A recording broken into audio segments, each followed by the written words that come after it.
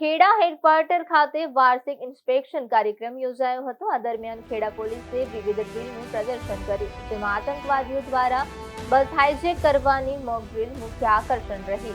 પોલીસે યાત્રીઓને કોઈ જાનહાનિ વિના સફળતાપૂર્વક બચાવ્યા હતા। ખાસ કરીને એક મોક ડ્રીલમાં આતંકવાદીઓ દ્વારા એક મિની બસને હાઇજેક કરવામાં આવી હતી।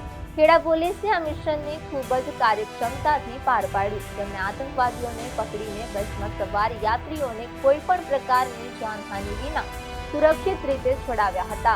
વાર્ષિક ઇન્સ્પેક્શનમાં ભાગરૂપે પરેડનું પણ આયોજન કરવામાં આવ્યું હતું। આ ઉપરાંત horse riding drill, dog squad drill, weapon drill, mobile checkpost અને ડ્રોન વાયરલેસ ડ્રીલ સહિત અનેક પ્રકારની ડ્રીલ રજૂ કરવામાં આવી હતી। આ ડ્રીલ એસઓજી અને એલસીબી દ્વારા કરવામાં આવી હતી।